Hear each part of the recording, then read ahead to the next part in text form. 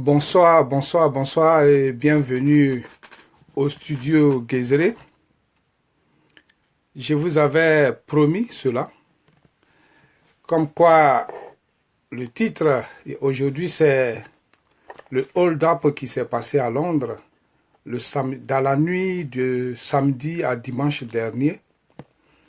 Et avant d'aborder le sujet, avant de situer tous ceux qui m'attendent, tous les camarades qui, en tout cas, sont branchés, je voudrais d'abord dire que je vais décevoir beaucoup de mes amis et de mes conseillers qui me demandent de surseoir à ce que je vais faire maintenant. Pour eux, c'est une affaire de famille et donc il fallait que je me taise là-dessus. Je vais les décevoir en ce sens que je ne pense pas que cette affaire soit une affaire strictement familiale. Voilà. Et les conseillers, je dirais, entre griffes juridiques qui disent qui est la communauté, je pense que ces conseillers juridiques entre griffes se trompent ou bien ils ont carrément les conseillers de la famille, je vais dire, ils se trompent ou bien ils utilisent mal ce qu'ils ont étudié en amphithéâtre. Et donc, on va leur dire que ce qui se passe là doit être dénoncé. Quand ça se passe dans notre maison, ça doit être dénoncé. Ce n'est pas seulement quand ça se passe chez les autres que nous devons avoir le courage de le faire. Alors d'abord, je vais faire l'état des lieux. Un Ivoirien, un frère, un doyen, Koudou Maxime, nous a quittés le 1er avril 2017. Et tout le peuple était choqué. Au départ, nous avions cru que c'était un poisson d'avril.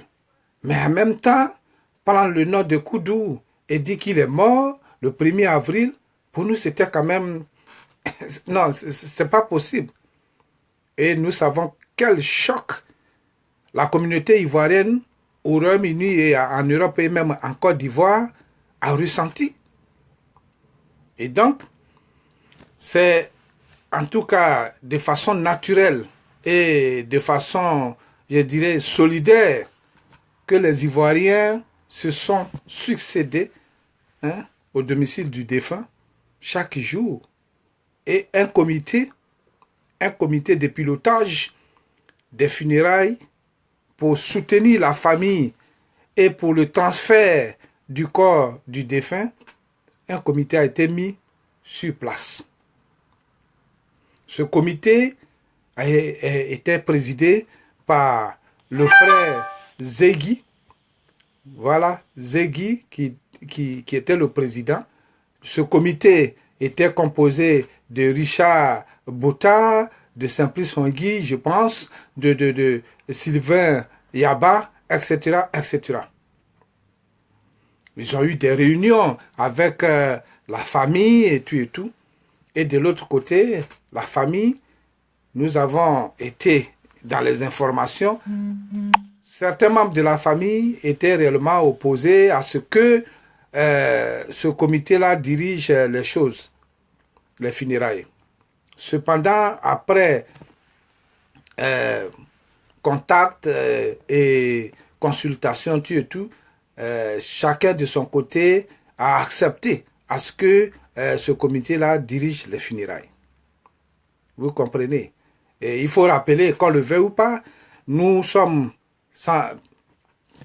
certes en Europe, mais nous traînons notre culture avec nous, n'est-ce pas? Et donc, lorsque chez nous, il faut le dire, quelqu'un meurt dans ta famille, tu n'as pas le temps de bavarder et de parler. Tu as les yeux pour pleurer.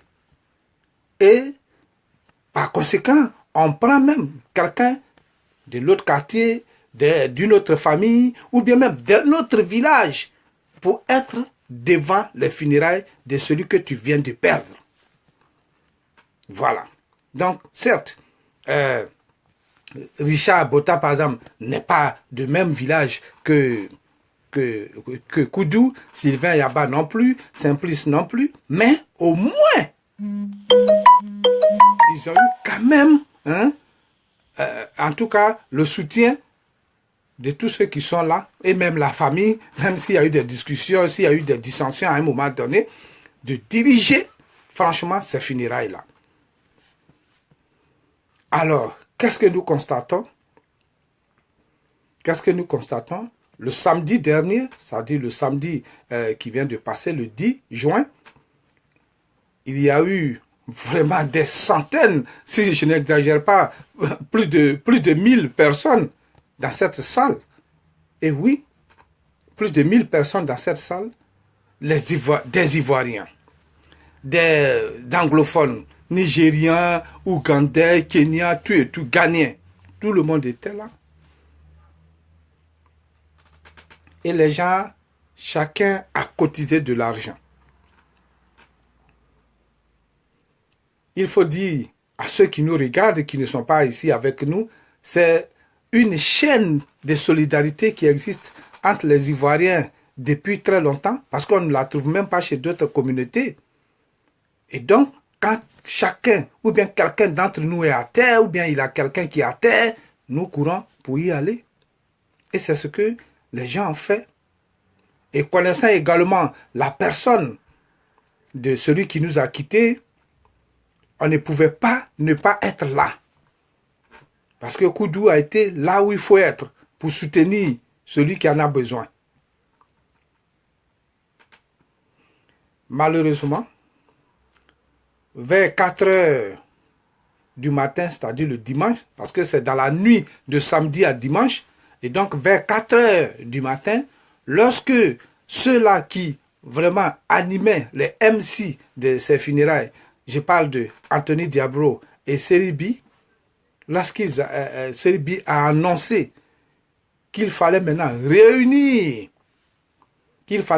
l'argent, parce qu'il y avait 3 tables, donc il fallait réunir l'argent pour que on donne au moins un point de vue global de ce qu'on a eu ce jour-là pour les funérailles. C'est ce jour que une équipe, franchement, il faut les appeler comme ça, une équipe composée de Patricia Djourou Lébé, Patricia Djourou, de Balou Malou, de Balé Olga, du pasteur Christophe Balou et de son frère jumeau Serge Balou, etc., etc., se sont emparés du magot comme dans un western pour fuir avec l'argent. Je dis bien Patricia Djourou, Balou Malou, elle est la femme du pasteur Christophe Balou. Le pasteur Christophe Balou lui-même et son frère Serge Balou, Balé Olga, se sont emparés de l'argent que la population qui est venue soutenir la famille éplorée, et ils sont partis avec.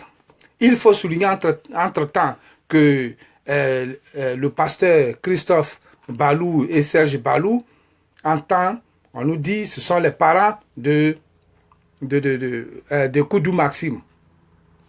Tant mieux. Mais la règle que nous suivons ici, il faut le dire, je ne suis pas là pour condamner qui que ce soit, mais ce sont des choses qu'il faut dénoncer. La règle que nous suivons ici, lorsqu'il y a des funérailles, l'équipe qui dirige les funérailles fait le bilan, c'est-à-dire tout ce qui a été uni, pagne, tout et tout, tout ce qui a été eu ce jour-là, et on remet ça au chef des familles. Et ce n'est pas sur le champ. Les gens se rendent même dans la cour du défunt, ou bien au lieu désigné, soit chez le chef des familles, et on lui remet cela. On dit, voici ce qu'on a eu, là où tu nous avais envoyé, voici ce que nous avons récolté. Mais on ne vient pas dans une salle où des gens sont encore assis, où il y a des étrangers, et fait un hold-up à 4 heures du matin. Donc, voici ce que Patricia Djourou, Balou Malou, Balé Olgal, pasteur Christophe Balou et Serge Balou, ce sont des jumeaux. Voici ce que cette équipe d'Ivoiriens, cette équipe-là, a fait. Et nous devons dénoncer cela. On nous dit, tous ceux qui m'appelaient disaient, non, tu es politique, il faut t'occuper des choses politiques. Mais la politique, c'est ça. La politique, ce n'est pas un bâton magique qui plane au-dessus du peuple. La politique, c'est ce que le peuple fait, c'est ce que les communautés font. C'est cela, c'est cette gestion globale qu'on appelle la politique. Donc si nous laissons ce genre de pratique infiltrer ou bien s'installer, se cristalliser au sein de notre communauté, mais nous la détruisons. Et c'est ce qu'il faut éviter. C'est ce qu'il faut éviter. Et donc, je ne prends pas à ce débat parce que le comité de pilotage dirigé par Maï Zegui avait déjà fait une publication. Mais cela ne suffit pas. Il faut qu'on dénonce ce genre de pratique. Sinon, ça deviendra monnaie courante et les conséquences, on va en arriver. Vous comprenez? Donc, je disais, je vais décevoir ceux-là qui ne voulaient pas que je parle dans ce sujet. Il faut parler parce que je suis politique et parce que je gère la communauté et parce que si je ne parle pas, mon silence sera signe de, en tout cas, de complicité. Et moi, je ne peux pas me taire devant ce genre de pratiques. Parce que ce n'est pas comme cela que nous avons toujours fait nos choses ici. Les conséquences, je vais être très rapide. Et comme je le disais au départ, il y a certains juristes qui disent qui est la communauté. Mais la communauté, c'est toute personne qui a donné cet argent dans cette salle. Et cet argent n'appartenait même pas encore à ce moment T-là, à la famille qui a volé ces membres-là que j'ai cités, qui a fait même passe sur l'argent. Parce que l'argent ne leur a pas été encore remis de façon officielle. On dit, on va compter l'argent. Et vous volez l'argent. C'est un vol, tout simplement. Il n'y a rien d'autre. Ils peuvent revenir et s'excuser. Ils peuvent vous faire des cassettes comme on nous l'apprend. Ils vont faire une cassette pour s'excuser. Mais l'huile est versée et c'est grave ce qu'ils ont fait. En plus, parmi eux, il y a un pasteur qui est censé être un garant moral. Qui est censé être un garant moral. Un pasteur dans un groupe de gens qui commettent un hold-up.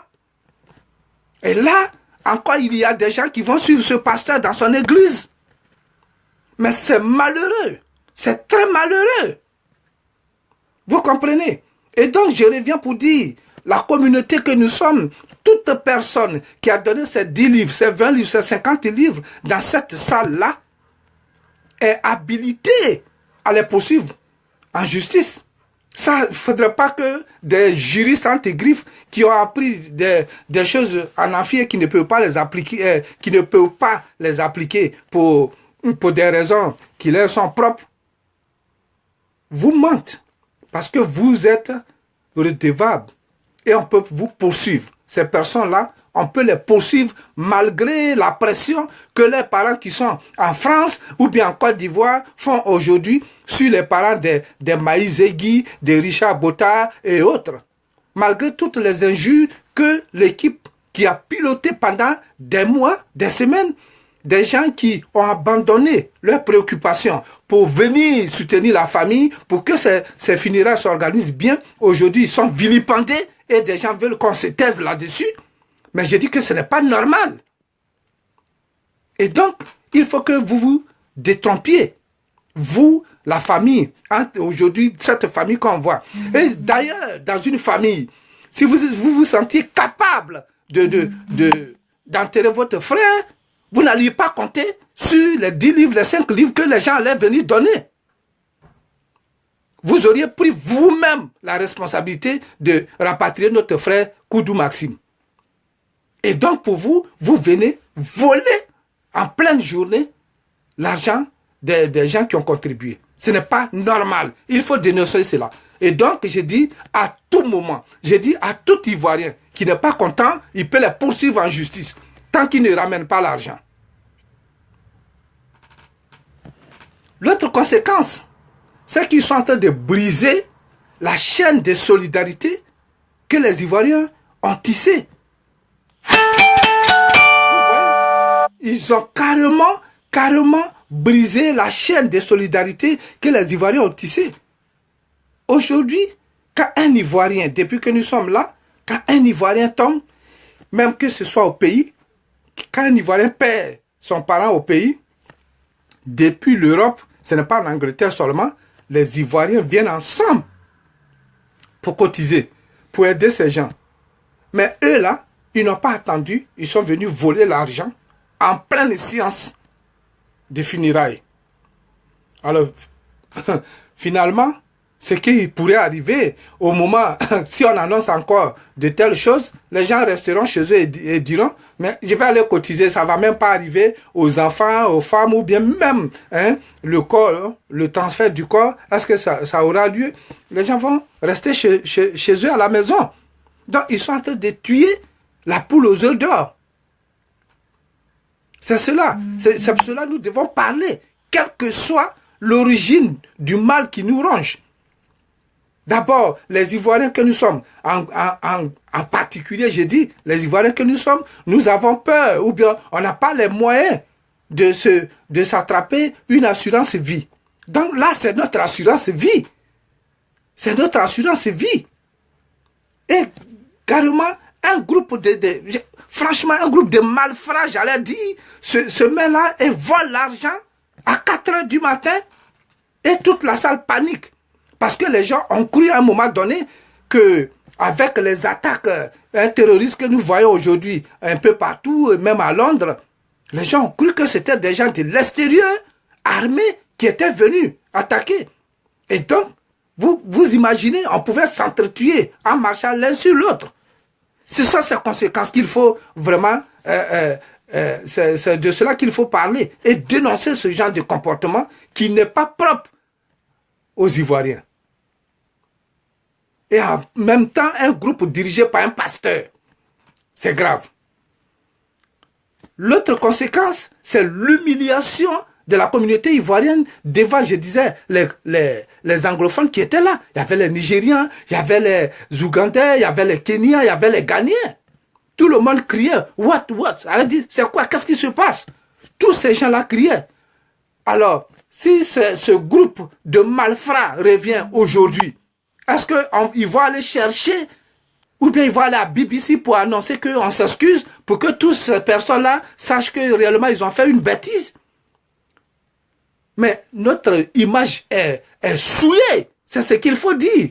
Donc il faut dénoncer ces gens et même dans tout milieu ivoirien, il faut les dénoncer dès qu'ils font leur entrée dans tout milieu ivoirien. Dans toute assemblée, lorsqu'ils arrivent, il faut qu'on cache désormais les caisses pour ne pas qu'ils les volent. Parce que ce sont des voleurs, il faut le dire. Il n'y a pas un autre mot. Ce sont des voleurs qui sont venus faire main basse sur l'argent que les Ivoiriens et autres personnes sont venus mettre ensemble pour soutenir la famille éplorée. Ils ont réellement humilié les Ivoiriens. Ils ont également humilié le corps même de Koudou. Ils ont bafouillé Koudou dans sa tombe. C'est cela. Donc il ne faudrait pas qu'on cache cela et on dise non, c'est entre eux, il faut qu'on les laisse. Non. Ce geste qu'il vient de faire a réellement installé la suspicion aujourd'hui. Parce que ça a pris Londres, ça a pris tout le monde entier. Ils ont installé la suspicion. On ne peut pas, non seulement envoyer l'argent, on ne peut pas dire, donne-moi ton compte bancaire, si le défunt, il est mort et qu'il a un enfant ou bien 2 enfants, sur le compte de qui on va envoyer cet argent, est-ce que l'argent va arriver à destination réellement? C'est pour cela qu'on se met ensemble les jours fixés pour faire ce genre de funérailles. Sinon, on pouvait rester chez soi à la maison et puis envoyer ses 5 livres, ses 2 livres, ses 3 livres, ses 4 euros sur le compte et puis tant mieux. Mais là où encore on se réunit pour aider la famille, une équipe, et je cite, Guru Patricia, Balou Malou, Balé Olga, pasteur Christophe Balou et son frère jumeau Serge Balou viennent voler l'argent.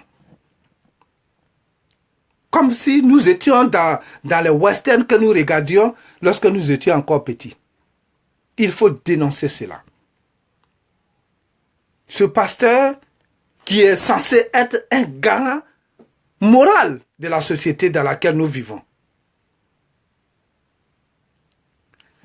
Très chers amis, voici ce pourquoi je vous ai invité. Si j'ai pris un peu plus de temps à vous faire attendre, c'est parce qu'il y avait tellement de paroles, d'autres m'appelaient, il faut sursoir à cela, non, laisse-les pour le moment. Non, quelle que soit leur explication, quelle que soit leur explication,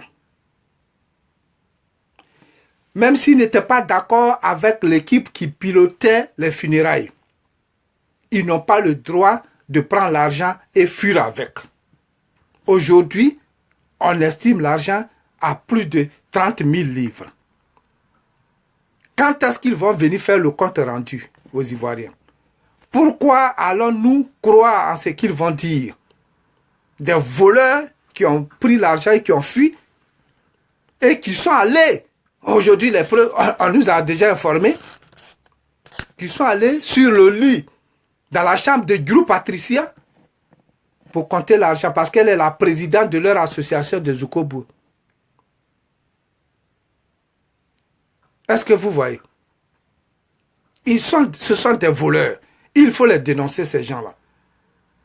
Et je demande aux Ivoiriens, de Londres et de partout, ce n'est pas l'acte de ces gens-là, de ce groupe qui a ses intentions ailleurs, ce n'est pas ces actes qui vont vraiment vous décourager dans l'élan qui nous distingue des autres peuples. Parce que quand tu demandes aux proches de ce groupe, ils disent qu'ils soupçonnaient que le groupe de pilotage allait prendre l'argent pour s'offrir des billets et puis aller se promener à Abidjan en disant qu'ils accompagnent le corps de Koudou. Mais en même temps, eux-mêmes dans leur groupe, on nous parle aujourd'hui de tout ce groupe-là, au moins 5 à 6 personnes qui comptent sur l'argent des funérailles pour se payer un billet. Mais je ne comprends pas. Mon père est mort il y a longtemps, mais s'il venait à mourir, je ne vais pas compter sur l'argent de ce que les Ivoiriens pourraient donner. Et s'ils ne donnent pas, je fais comment pour aller aux funérailles?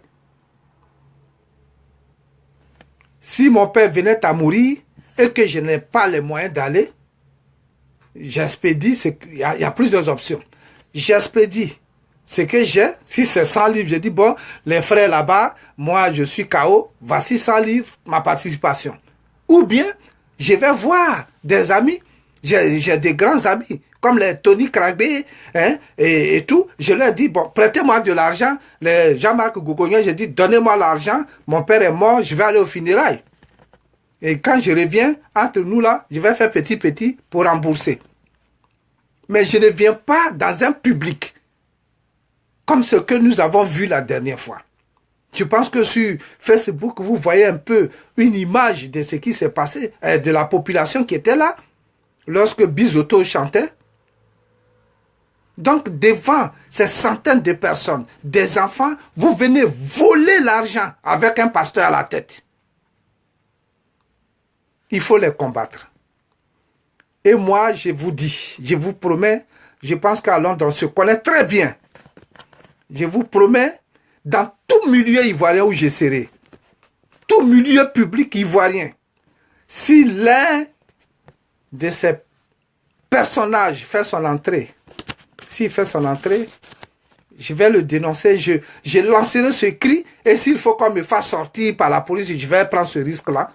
Parce qu'il faut que cette personne-là dégage des lieux. Parce que c'est une personne dangereuse pour la communauté. Elle pourra même voler les caisses de ce que nous sommes en train de faire, ou bien de ce que nous serions en train de faire. Donc ce sont des personnes, pour moi, qui doivent être bannies de la communauté. C'est là la solution. Ils doivent être bannis de la communauté, ces gens-là. S'ils ont volé l'argent d'un mort, même si l'argent devait leur revenir à la fin, mais ce n'est pas de faire cette façon. Donc s'ils sont capables de voler l'argent d'un mort à 4 heures du matin, ce n'est pas l'argent d'une fête d'anniversaire qu'ils ne vont pas voler. Ils n'ont pas peur même de la mort. C'est-à-dire ils n'ont pas peur. Ils n'ont même pas peur. Ils n'ont aucun respect de celui qui est mort et de la mort. C'est grave. Il faut les dénoncer. Et ce n'est pas la première, c'est la première, mais ce n'est pas la dernière intervention que j'ai faite. Par tous les moyens, je les citerai, par tous les moyens, j'interviendrai là où il faut pour qu'ils soient exposés. Je ne suis pas là pour des excuses. Quelles que soient les excuses, quelles que soient les raisons, quelles que soient les suspicions qu'ils auraient envers l'équipe de pilotage de ces funérailles dirigée par Maïs Zegui, Richard Bota, Simplice Guy et Sylvain Yaba, je ne pense pas que la pratique, la manière qu'ils ont utilisée serait vraiment justifiable. Ce sont des voleurs. Il faut qu'on les expose. Si on a pitié de leurs enfants pour ne pas aller les amener à la justice, mais de façon pratique entre eux et nous, il faut qu'ils soient exposés et qu'ils ne soient plus, il faut qu'ils soient déclarés des personnes non grata dans le milieu.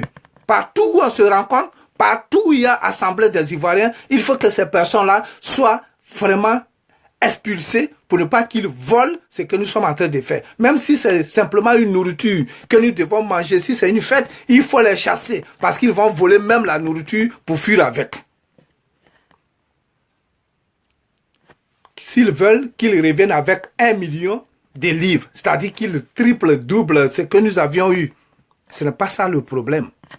Ce n'est pas ça le problème. Le problème, c'est la pratique. C'est ce qu'ils ont fait. Ils n'ont pas de principe. Ces gens n'ont pas de morale. Ils manquent de tout ce qui est humain.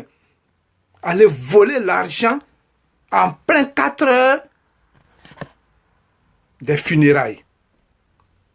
C'est la honte. C'est vraiment honteux. Et donc, je cite, avant de vous quitter, très chers camarades, je vous donne encore la liste. Et au besoin, je vous le promets, au besoin, je vais publier leurs images pour que vous les voyez, pour que vous fassiez attention lorsqu'ils viennent même chez vous à la maison. Parce que ce sont des voleurs et il faut vraiment s'en méfier. Je parle de Drou Patricia Lébé. Elle vient de se marier en Côte d'Ivoire.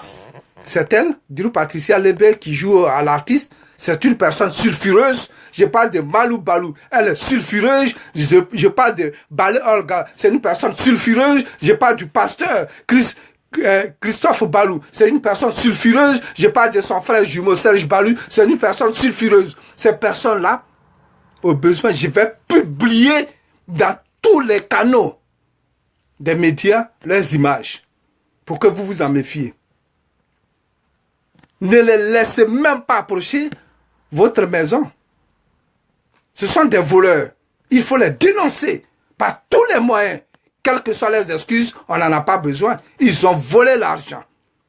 Pour ceux qui nous prennent maintenant en compte, je dis, ces gens, ils sont venus, ils étaient aux funérailles, ils trouvent des excuses comme quoi ils n'ont pas confiance à l'équipe de pilotage. Mais pourquoi dès le départ, diantre, vous n'avez pas dit, ne prenez pas le devant des funérailles, même quels que soient les jugements, en tout cas, toutes les négociations, vous pouvez résister. Nous ne voulons pas de vous devant les funérailles de notre frère. Et donc, nous-mêmes, nous allons les organiser. Ils n'ont pas fait cela, mais en pleine organisation, au moment où la soirée n'a pas été encore clôturée, ils volent le magot comme dans un film western. ce pasteur Christophe Balou et son frère Serge Balou, ce sont des gens qu'on ne voyons pas dans les funérailles des Ivoiriens. Il a fallu les funérailles de Maxime Koudou pour qu'ils viennent voler. Leur seul but, c'était pour venir voler. Sinon, on ne les voit jamais dans les funérailles des Ivoiriens. Très chers amis, je pense que voici le problème que je viens de vous exposer. Et que chacun prenne ses responsabilités. Parce que moi, la mienne vient de commencer devant ce fait-là. Et je vais l'assumer jusqu'au bout. Je vous remercie et bonne journée.